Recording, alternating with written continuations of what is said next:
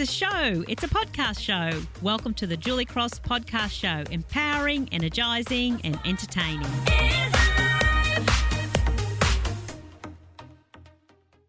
A little Loving with Autism story. There's so many lessons out of this journey with autism, and this particular one is about a journey on a train. Thomas had just had a fairly stressful couple of weeks. He had had his wisdom teeth out, and then he'd also just completed a week of work experience at a coffee shop in town. So I thought that I would go in and meet him on the Friday to see him at work at his coffee shop and then get the train with him back home. So we hopped onto the train and I could feel Thomas and his energy. He was highly anxious. It had been a stressful couple of weeks. And so when we walked onto the train, he went right and I went left. You know, I thought, well, this isn't a bad thing. We probably need a little bit of separate time, a bit of time apart while he winds down. But evidently he didn't think it was a very good idea because as I sat down, he texted me. The text said, "I want you to sit with me." Fair enough, you probably think. So I kind of looked up and then he yelled out across the train, "Well, mothers really should sit with their sons, don't you think?" And evidently everybody else thought mothers should sit with their sons too. So up I got and skulked over and sat beside him.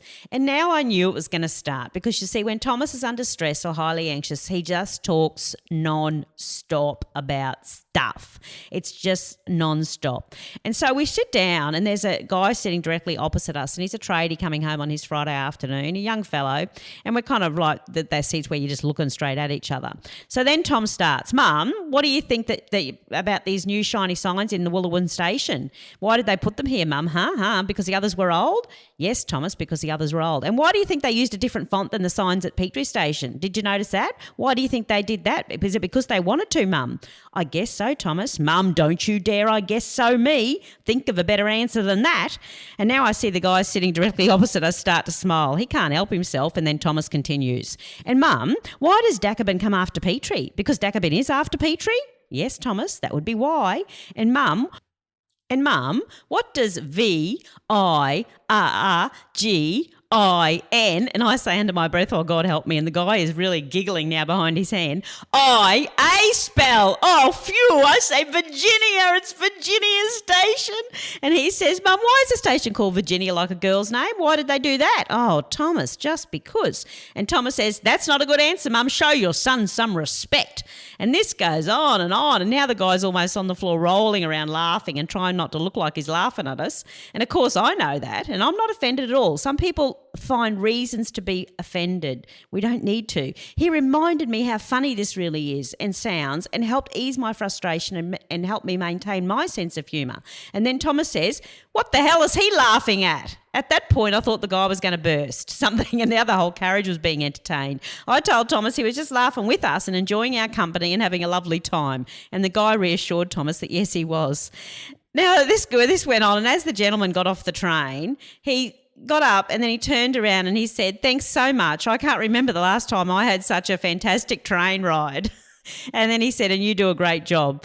And I said, "Well, you know, we get paid to hop on trains and entertain the passengers, don't you?" And he had a big laugh at that too. And as he got off, Thomas yelled out, "Have a great Friday night, mate." Now, you know, I'm betting that guy would have gone home and told that story many times that afternoon. And as he told the story, it would have been joyful and loving and happy. And whether he knew it or not, he got an education on autism and what that's like from my point of view, as well as Thomas's point of view. And that's not a bad thing. And like I said before, some people would choose to be offended at some point thinking, "Why are you laughing at my son? Don't you realise he's autistic?" And that just closes down connections when we do that. Don't look for opportunities to be offended. He wasn't being nasty, and in the end, as I said, he reminded me of the lightness with which we could view the situation rather than being weighed down in the frustration of it. So, you know, in a world of beige, you know, Thomas is colourful. He brings so much colour to the world.